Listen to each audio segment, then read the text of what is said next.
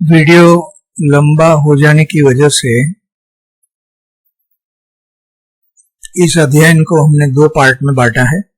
ये अभी दूसरा पार्ट मतलब हम आगे अध्ययन का काम प्रैक्टिकल वर्किंग चालू रखेंगे।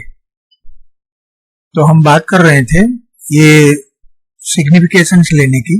तो गुरु के सिग्निफिकेशंस यहाँ से लिख रहे थे।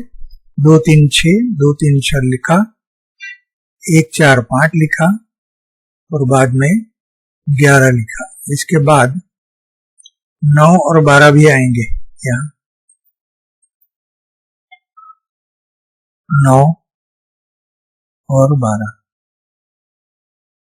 बाद में केतु की बात आती है। केतु के सिग्निफिकेशंस 4 और 5 बस 2 ही हाउस है, 4th एंड 5th। जुपिटर का हमने ले लिया है, ऊपर ऐसा ही रहेगा। 2 3 6 1 4 5 11 9 और 12, ये हो गया। उसके बाद केतु की, और केतु रिपीट होता है तो केतु भी 4 और 5 है, ये हमें पता है। अब करेंगे इसका फिल्ट्रेशन, मतलब इनके पीरियड में नेट इफेक्ट क्या मिलती है नेटिव को। इसके लिए हम पिछले वीडियो में भी डिस्कस कर चुके हैं। ये जो सबलोड का जो सपोर्ट ऊपर मिल रहा है प्लेनेट लेवल और नक्षत्र लेवल पर, ये अपने अपने एक्सपीरियंस, अपने सूझबूझ से लेना चाहिए। कैसे करते हैं ये तो एक तरीका है, और भी तरीके हो सकते हैं। जैसे समझ लीजिए कि कोई मैरिज की बात कर रहा है तो 2 7 11 सोच रहे हैं तो इनका विरोधाभास वाला 1 6 10 होता है। अगर 1 6 10 ये नीचे सबलोड लेवल पर पड़े हैं तो ऊपर वाले नंबर्स को दिक्कत हो जाएगी, ऐसे भी सोच सकते हैं। लेकिन हम अपना 1 by 1 जैसे काम कर रहे हैं अभी, ये हम ऑब्जर्वेशन के लिए हम ये स्टाइल चालू रखेंगे। अभी ये एक पकड़ते हैं, हम एक को हम नोट कर लेते हैं। एक का साथी नंबर 5 और 9 होता है, तो ये 5 तो मिल गया। 1 और 5, 1 5 और 9 तो है नहीं, लेकिन 1 और 5 है, इसलिए ये दोनों का नेक्स्ट नंबर वाला ऊपर अगर होगा तो इसे सप्रेशन आएगा, दबाव आएगा, वो ठीक से काम नहीं दे पाएगा नंबर। तो 2 और 6 की बात है। 2 और 6 में कोई नंबर है ऊपर? कोई नहीं, तो इसे छोड़ देते हैं। अभी 8 पकड़ते हैं। 8 का साथी नंबर 4 है, क्योंकि 4 8 12 का एक ट्राइन होता है।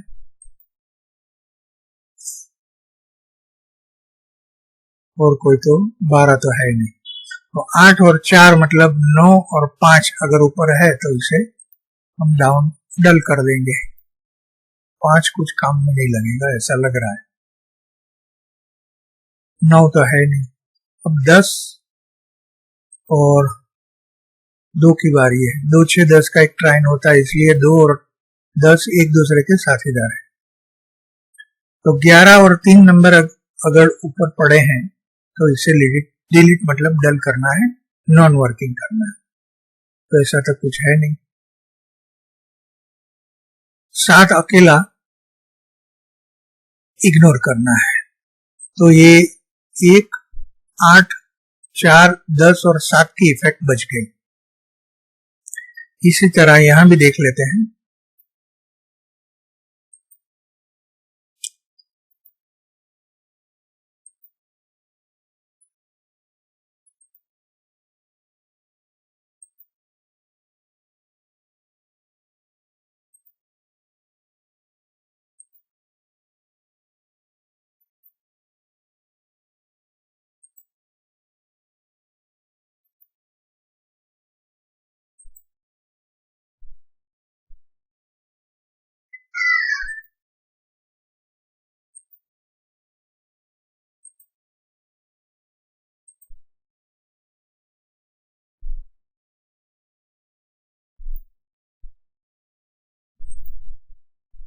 फिर 4 8,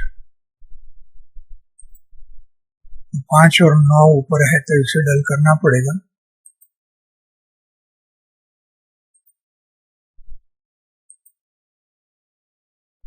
हो गए। 7 अकेला है इसलिए इग्नोर करना है। इसी तरह ये तीसरी स्क्रिप्ट भी हम फिल्टर कर लेते हैं। ये 2 पकड़ा है, 2 का साथीदार 6 और 10 होता है।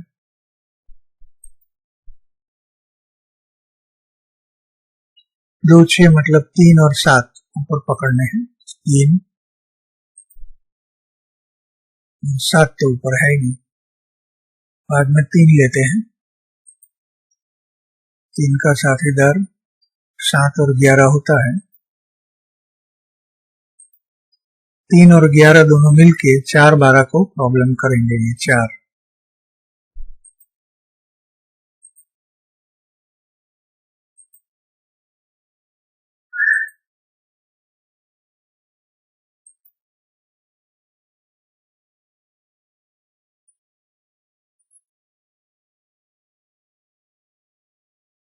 इसके बाद 1 लेते हैं।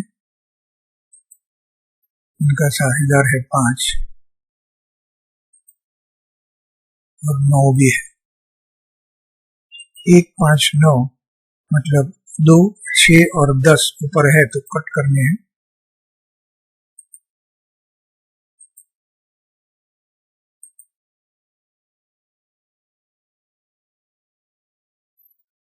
बाद में हम लेते हैं 4 को और 12 को।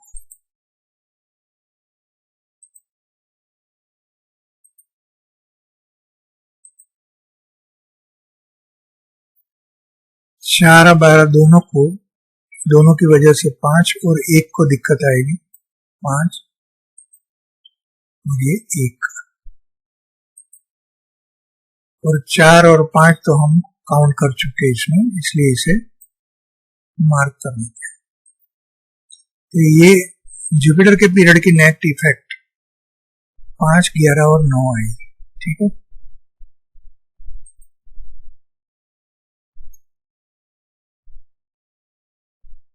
तो अभी ये 3 दशा भुक्ति और अंतरा की नेट इफेक्ट हमें मिलती है। 1, उसके बाद 2 मिलता है कि नहीं? 2, यस 2 भी मिलता है। 3 मिलता है, 3 आता है इसमें 3 की इफेक्ट नहीं मिल रही है। ठीक है, 4 तो मिल रही है। 5 मिल रही है कि नहीं? हाँ 5 तो मिल रही है। नहीं 5 नहीं मिल रही है क्योंकि 4 और 12 मिलके 5 को हमें डिलीट करना था।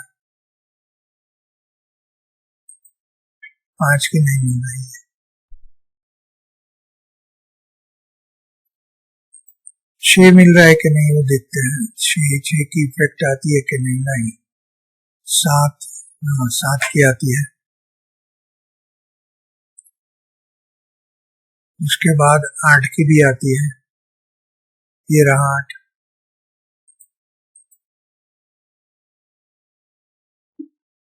9 भी आती है।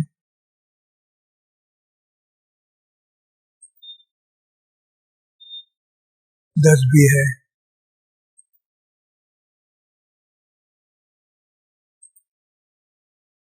और 11 भी है।